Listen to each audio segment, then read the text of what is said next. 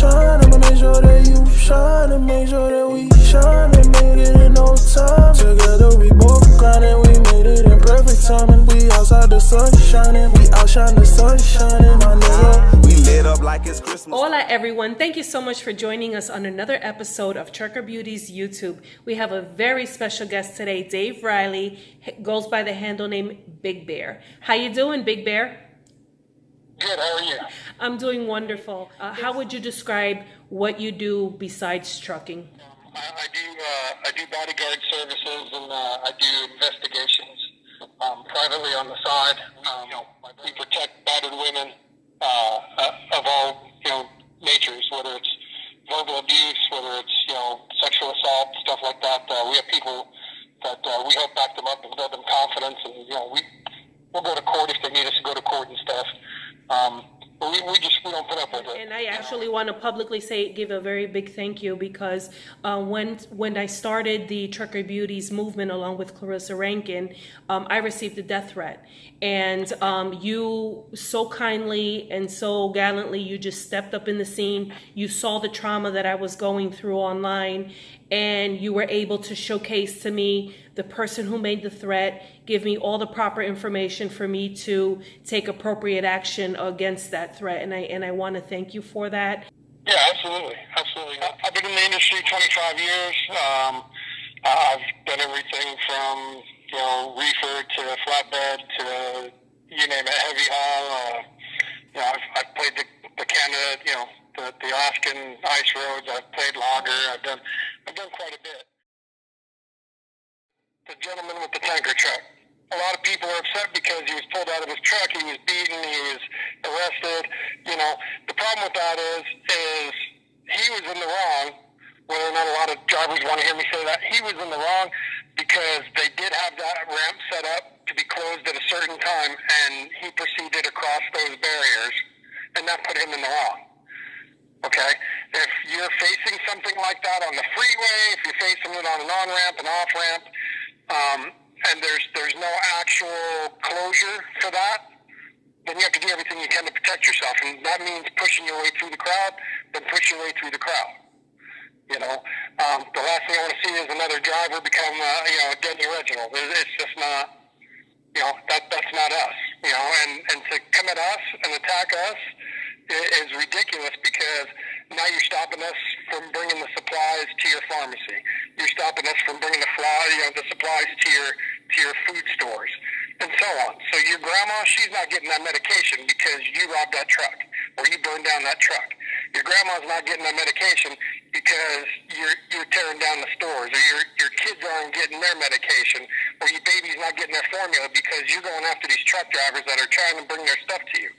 So talk to us about the difference between that tanker driver that drove through the crowd of protesters, and it was a peaceful protest at that, versus the FedEx driver who, unfortunately, the looter was killed in between the two trailers.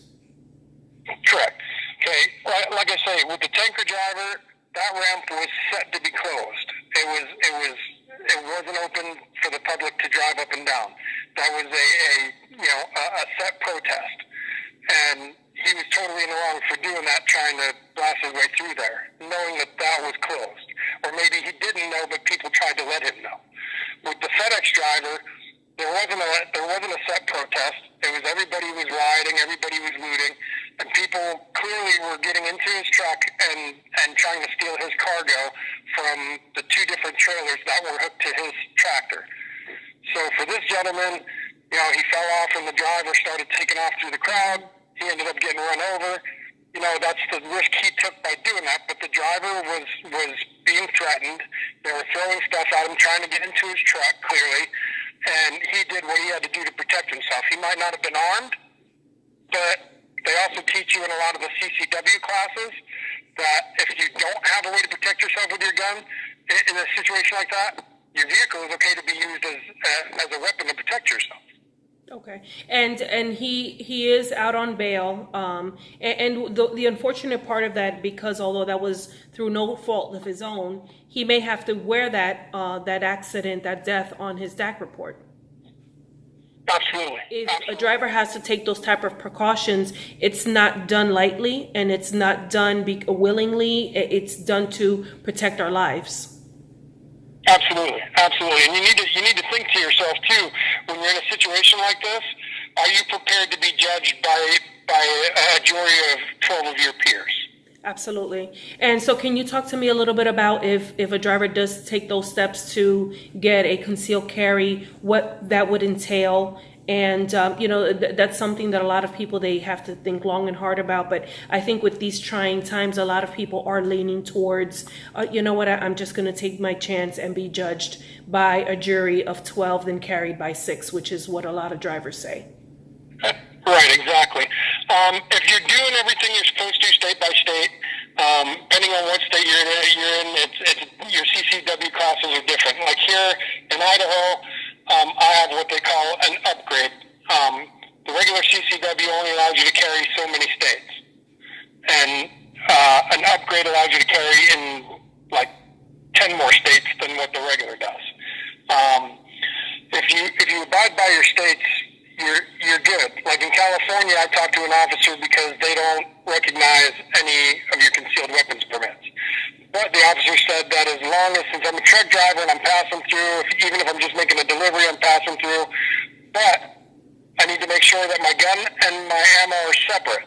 But at the same time, I was told that if I have to protect myself and can get to my gun and my ammo, then I have the right in that state, no matter what, to protect myself and to bear my arms. And a lot of states are like that. Now, New York, they're not as so forgiving. They just don't allow you to have your gun through there at all if you're not a resident. So you really need to pay attention state by state and do what that state tells you to do.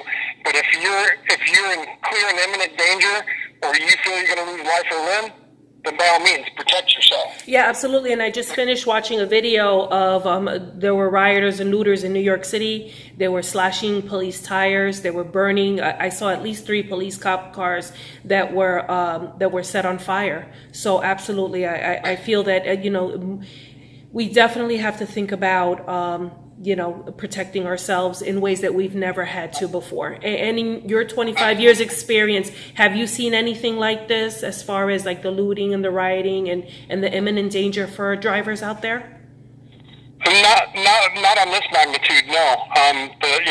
The whole Reginald Denny thing, that was the worst I've seen before this. Right, and for those who don't know who Reginald Denny is, he was the American truck driver who was killed back in the 1991 riots in Los Angeles. That he was pulled from his truck and beaten to death. Exactly, yes. And it's horrible. Now, I'll tell you, the best thing you can do if you don't have a weapon and you're male or female, the best thing that you can do when you know you're going into a situation or anything near this, keep your fire extinguisher handy. Believe it or not, that fire extinguisher comes in a big point because as somebody who's dealt with self-defense and some training and whatnot, if you spray your fire extinguisher, you'd be amazed at how many people that pushes back and gives you enough time to run from the situation of your vehicle and lose yourself in the crowd. Correct. Even the tire thumper, some people carry that in the truck. They might have tasers, they might have bear mace, they might have anything that they could use as a weapon to get people away. Absolutely. But the biggest problem is with a tire thumper or taser, you still got to let them people get that much closer to you. And when it's a big crowd, as it is, if you have something as far as mace that'll spray 40 or 50 feet, great. That's awesome. But like I say, a fire extinguisher, it makes it hard for people to breathe. It clouds the area around you, and you have time to disappear before they get their sight back. Well, David, it's really amazing. Like I'm in awe. Just some of the things that we're discussing as a reality of us, truck drivers being out on the road and the precautions that we have to take. But you know what? As much as in shock and in disbelief that we could be at this moment, we have to have a state of expectancy and also accept that these are the times that we live in right now to keep ourselves safe. Also to make sure that we make it back to our families, because no matter what, we still have to provide for our families. And staying home during times like this is not an option for everyone. Would you agree with that? Oh, absolutely. Absolutely.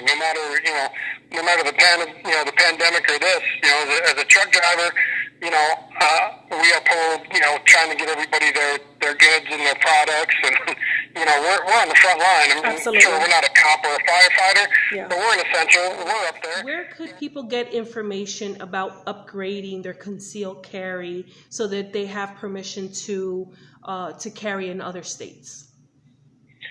Just the best thing to do is go to any of your state, like Iowa.gov.org or Idaho.gov.org, and they'll have a list of everything you can do to get your CCW.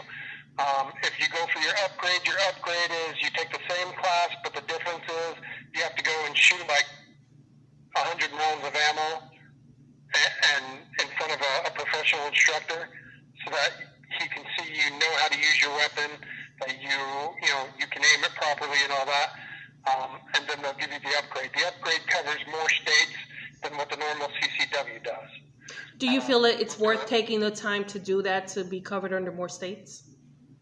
Oh, yes, absolutely. As a truck driver, absolutely, without a doubt. Have come to work with Trucker Beauties and given us this valuable information. I know providing all types of emotional support, mental support, just giving them all the information that many other organizations are not talking about. And I really appreciate your time and your expertise to give us this information. Not at all. Anytime. It's my pleasure. I'm more than happy to help. Thank you, everyone, for watching another episode of Trucker Beauties YouTube. We love you all. Adios. Shine, I'ma make sure that you shine, and make sure that we shine and made it in no time. Together we both grinding, we made it in perfect timing. We outside the sun shining, we outshine the sun shining, my nigga. We lit up like it's Christmas time.